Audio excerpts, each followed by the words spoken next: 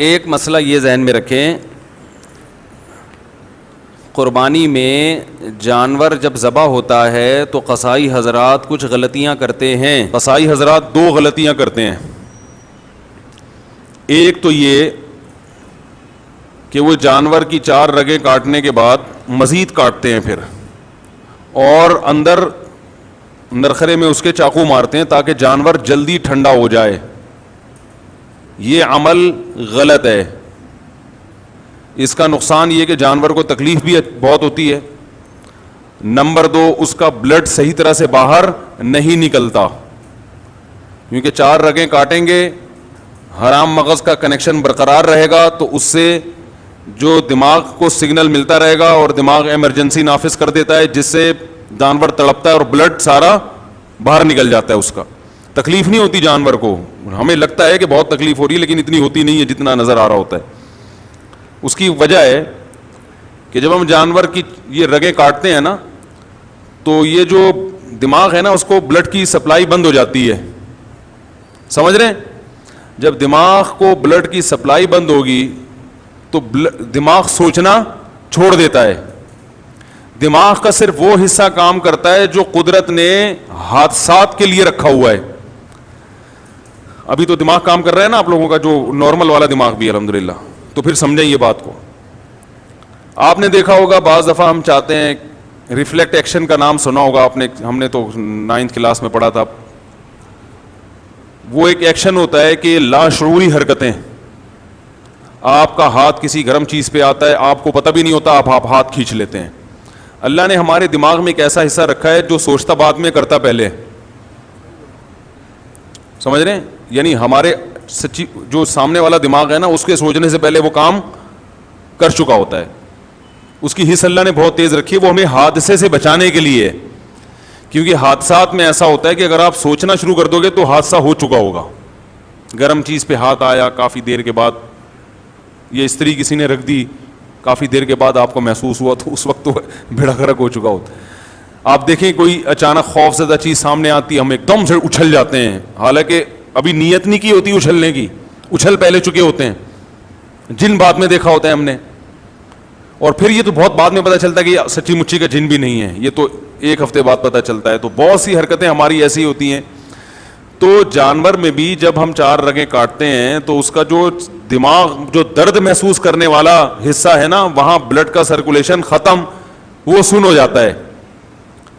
لیکن وہ حصہ جو ایمرجنسی نافذ کرنے والا ہے, وہ ایمرجنسی میں جو آرڈر دینے والا حصہ, وہ کام کرتا رہتا ہے. وہ حرام مغز کی وجہ سے اس کا کنیکشن باقی رہتا ہے. وہ باڈی کو میسج دیتا ہے کچھ خطرہ ہوا ہے, باڈی تڑپتی ہے. تو تڑپنے سے کیا ہوتا ہے کہ بلڈ اچھی طرح نکل جاتا ہے. کسائی کیا کرتے ہیں, وہ نوک لے کے حلق میں ماری اس کے, تو وہ جو اس سے وہ رگ کٹ جاتی ہے حرام مغز والی, جس سے دماغ کا مکمل کنیکشن باڈی کے ساتھ ختم ہو جاتا ہے. سمجھ رہے ہیں؟ اس سے باڈی تڑپنا ختم کر دیتی ہے, بلڈ اچھی طرح سے جانور کا نکلتا نہیں ہے. تو یہ طریقہ مکروہ ہے, ناپسندیدہ ہے, شریعت نے جو ذبح کا طریقہ بتایا ہے اس کے خلاف ہے. ایک اور مثال سے سمجھاتا ہوں. دیکھو چھپکلی ہے نا, چھپکلی دیکھی ہوگی, اکثر جب ہم چھپکلی مارتے ہیں تو اس کی دم کٹ جاتی ہے, دم تڑپتی ہے, اس سے جان نکل رہی ہے. لیکن دم کو تکلیف ہوتی ہے, اس لیے نہیں ہوتی کہ اس کے پاس تکلیف محسوس کرنے کے لیے دماغ نہیں ہے. اور جو دماغ جہاں ہے نا چھپکلی کے, اس کو بھی تکلیف اس لیے نہیں ہوتی کہ اس کے پاس اب دم نہیں رہی ہے. ارے تکلیف تو گزر رہی ہے دم پہ نا, دم پہ تکلیف گزر رہی ہے, خوب تڑپ رہی ہے. لیکن دماغ جو اس تکلیف کو محسوس کرتا, وہ اس لیے محسوس نہیں کرتا کہ جس پہ تکلیف گزر رہی ہے وہ اب دماغ کے پاس ہے نہیں, اس کا دماغ سے کنیکشن ختم ہو چکا ہے. تو وہ تڑپ تو رہی ہوتی ہے چھپکلی کی دم, یوں اس پہ جان نکل رہی ہے تو وہ خوب تڑپ رہی ہے, لیکن نہ دم کو تکلیف نہ چھپکلی کو تکلیف. چھپکلی کو صرف اس حصے پہ تکلیف ہوتی ہے جہاں کٹ لگا ہوا ہے,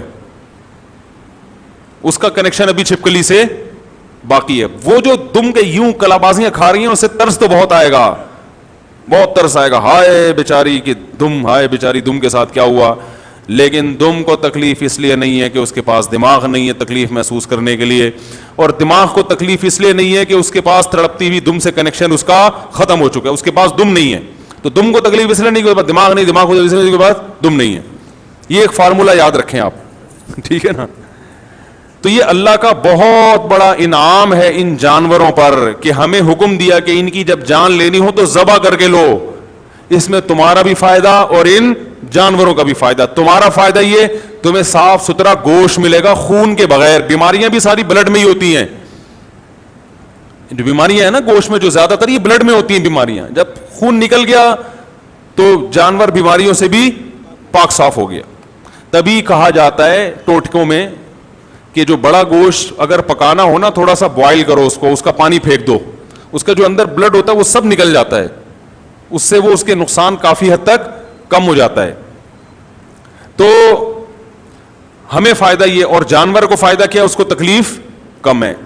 جانور کو موت دینے کے اس کے علاوہ جتنے بھی طریقے ہیں سب میں جانور کے لیے اذیت ہے. یہ غیر مسلم لوگ چائنا میں آپ دیکھو کھولتی ہوئی کڑھائیوں میں کتوں کو ڈال دیا جاتا ہے, زندہ کتے کو, کس اذیت ناک طریقے سے یہ جانوروں کو مارتے ہیں.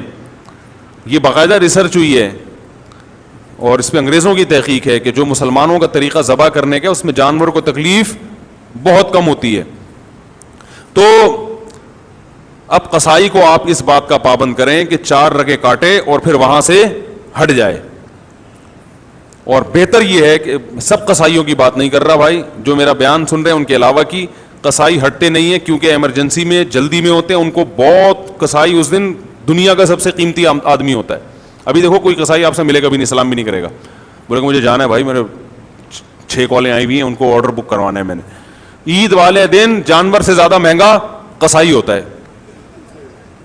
تو اس کو 10 جانور اور گرانے, وہ اتنی ٹینشن نہیں لیتا کہ کاٹو پھر کھڑے ہو کے دیکھو کہ کب اس کی جان نکلے گی, کب ہم کھال اتاریں گے. وہ کہتا ہے ابے اس کا بس نہیں چل رہا تو پوری گردن کاٹ دے وہ. تو اس لیے بہتر یہی ہے کہ جیسی 4 رگیں کٹی ہیں تو جس کھونٹے سے جانور باندھا ہوا تھا اس کھونٹے سے تھوڑی دیر کے لیے اسی قصائی کو باندھ لو جو قابو میں نہیں آ رہا آپ کے. ہر قصائی کی بات نہیں کر رہا, صرف وہ جو قابو میں نہیں آ رہا ہے اس قصائی کو آپ اسی, وہ کھونٹا بھی کام میں آ جائے گا, اس کا کرایہ دیا ہوا ہے نا, پورا ہو جائے گا وہ. کیونکہ اس کے بغیر قصائی کو قابو کرنا آسان نہیں. وہ جانور پھر بھی آسان ہے, اس کو پکڑنا نا 4 آدمی اس کو پکڑے تو جانور کو کون پکڑے گا بھائی. تو سب سے بہتر طریقہ ہے اسی کھونٹے سے تھوڑی دیر کے لیے آپ نے جو قابو میں نہیں آ رہا اس کو باندھ دیں. آپ بولیں جب تک ٹھنڈا ہونے دو. ایک بات, ایک گڑبڑی. دوسری گڑبڑ کیا کرتے ہیں لوگ, قصائی حضرات جانور جب ذبح کرتے ہیں تو اکثر منہ میں پان اور گٹکا ہوتا ہے, وہ اللہ کا نام نہیں لیتے. وَلَا تَأْكُلُوا مِمَّا لَمْ يُذْكَرِ اسْمُ اللَّهِ عَلَيْهِ, اللہ فرماتے ہیں جس جانور پر اللہ کا نام نہ لیا گیا ہو وہ جانور تمہارے لیے حلال نہیں ہے. بھولے سے چھوٹ جائے تو ٹھیک ہے, لیکن جو منہ میں گٹکا رکھ کے نام نہیں لے رہا وہ بھولے سے نہیں چھوڑ رہا, وہ گٹکے کی وجہ سے نہیں پڑ رہا, وہ آپ کے جانور پہ اپنا گٹکا قربان کرنے کے لیے تیار نہیں ہے. تو اس سے بولیں زور سے اللہ کا نام لو, بسم اللہ اللہ اکبر, زور سے. اور یہ مرغیوں والوں سے بھی کہا کریں, ان کو بھی بسا اوقات دیکھا ہے منہ میں منمنا رہے ہوتے ہیں کچھ. بھائی اللہ کا نام جب زور سے لینے کا حکم ہے تو لے لو, کیا جا رہا ہے اس میں. گالیاں دیں گے اتنی زور زور سے, باتیں کریں گے اتنی زور زور سے, جہاں اللہ کا نام لینے کا حکم دیا بھائی زور سے لے لو, تو وہ ایسی منہ میں گھما رہا ہے. تو مرغیوں والے کو بھی کہا کریں زور سے اللہ کا نام لیا کرو. سمجھ میں آ رہی ہے بات. تیسری بات, جانور توحید پرست ذبح کرے گا تو حلال ہوگا, مشرک کا ذبیحہ حلال نہیں ہے. اگر ہندو جانور ذبح کر دے چاہے 100 دفعہ اللہ کا نام لے, وہ جانور ہمارے لیے حلال نہیں ہے. بس یہ اللہ نے حکم دیا کہ جو توحید پرست تو وہ کرے گا. تو آج کل مسلمانوں میں بھی مشرک ہیں جو اصطلاحی اعتبار سے مسلمان کہا جاتا ہے, حقیقت میں مسلمان نہیں ہے. تو کوئی بھی ایسا شخص جو اللہ کے نبی کو ہر جگہ حاضر ناظر مانتا ہو اللہ کی طرح, عالم الغیب مانتا ہو اللہ کی طرح, مشکل کشا مانتا ہو اللہ کی طرح, کی وجہ سے اللہ مشکلات پوری کرتا ہے, نبی بھی اسی طرح اسباب سے ہٹ کے نبی مشکلات پوری کر سکتے ہیں, چاہے وہ دیوبندی ہو, چاہے وہ اہل حدیث ہو, چاہے وہ بریلوی ہو, چاہے وہ شیعہ ہو, کوئی بھی ہو. جو اس نوعیت کا شرک کرے گا اس کا ذبیحہ بھی حلال نہیں ہے. تو اب میں یہ نہیں کہہ رہا کہ آپ وہمی بن جائیں, کسی کے گھر سے گوشت آ رہا ہے تو آپ دیکھیں بھائی قصائی سے پہلے میرا انٹرویو دلواؤ, میں اس کے عقائد پوچھوں گا, اتنے تکلف کا حکم نہیں ہے. مسلم کنٹری ہے تو یہی فرض کیا جائے گا سب مسلمان ہی رہتے ہیں. پہلے سے کسی کے بارے میں یقین ہو جائے کہ یہ شرکی عقیدے پر ہے, اس سے ذبح نہ کروائیں. پہلے سے نہیں پتا تو مسلمان ملک ہے, ہمیں یہی حکم ہے کہ ہم سب سے کیا گمان رکھیں, اچھا. سمجھ رہے ہو؟ ہاں پہلے سے پتا چل گیا, کیونکہ بقرعید کے دنوں میں بہت سے غیر مسلم بھی قصائی بنے ہوئے گھوم رہے ہوتے ہیں, سمجھ رہے ہیں؟ تو پہلے سے پتا چل گیا تو پھر احتیاط لازم ہے. سمجھ رہے ہیں کہ نہیں سمجھ رہے؟ یہ تیسرا مسئلہ ہو گیا. تو بس یہ تین, اور تو کوئی مسئلہ نہیں پوچھنا کسی نے. ہاں دوسری بات یہ کہ بھائی جانور کو حدیث میں آتا ہے فَلْيُرِحْ ذَبِيحَتَهُ, جانور کو ذبح جب کرنے کا ارادہ ہو تو اس کو آرام پہنچاؤ. اناڑی کسائی بعض دفعہ آ جاتے ہیں, 1 گھنٹہ جانور کو گرانے میں لگا دیتے, جانور کی واٹ لگ جاتی ہے بیچارے کی. ایک تو آخرت کا سفر ہے اس کا, وہ تو کم از کم تمیز سے اس کو اللہ میاں کے پاس بھیج رہے ہو تو تمیز سے بھیجو اس کو اللہ میاں کے. وہ ادھر سے دھکے ادھر سے وہ بہت مصیبت بنا دیتے ہیں. ماہر قصائی ہوتے ہیں, ان سے کام کروانا چاہیے. اور ذبح خود کرو, قصائی سے آپ جانور گروا دیا, ذبح خود کریں. آپ کو اپنے عقیدے کا بھی پتا, آپ اللہ کا نام بھی لوگے, کم از کم منہ میں گٹکا تو نہیں ہوگا نا آپ کے. علماء کہتے ہیں کہ نیک آدمی کے ذبیحے کا اثر گوشت میں آتا ہے, تبھی تو اللہ نے کہا کہ مشرک کا ذبیحہ حلال نہیں ہے, کچھ تو ہوگا نا اس میں.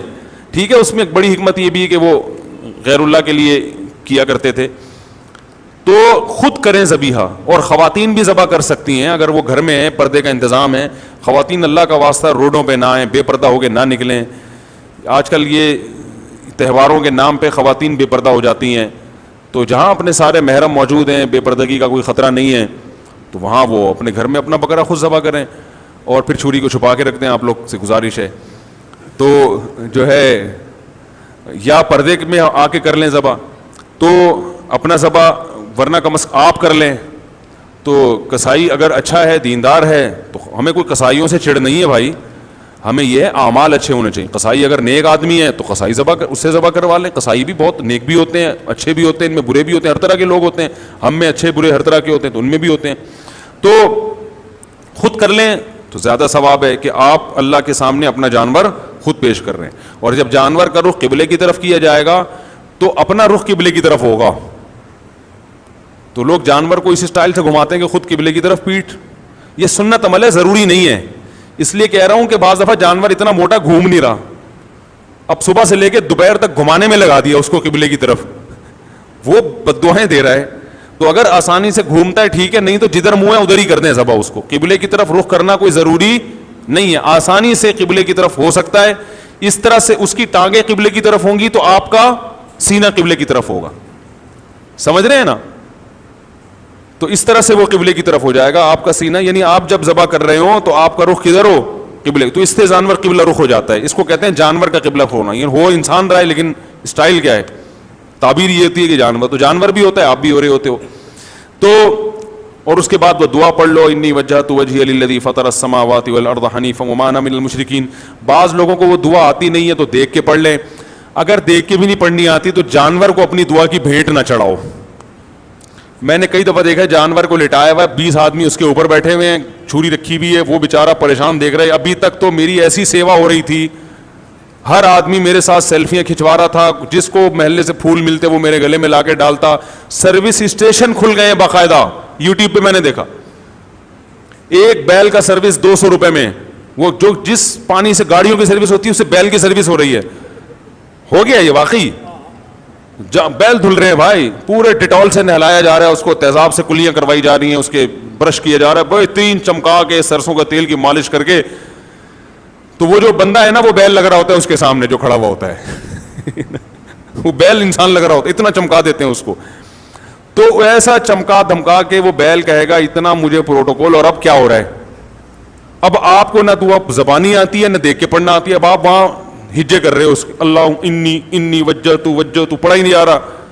وہ بیچارہ لیٹا ہوا ہے, 2 گھنٹے ہو گئے یار, اس کو کس عذاب میں ڈالا ہوا ہے. تو بھائی نہیں آ رہی, بسم اللہ ہی اللہ اکبر بس, اور اردو میں کہہ دو اللہ تیرے لیے.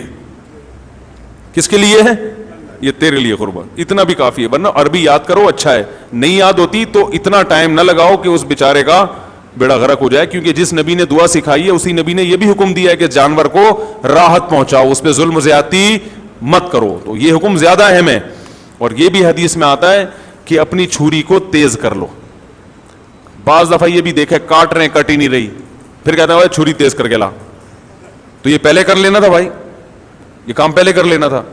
تو یہ ساری بدماشیاں ہوتی ہیں. اللہ تعالیٰ حفاظت فرمائے, تمیز سے قربانی کی توفیق عطا فرمائے. وہ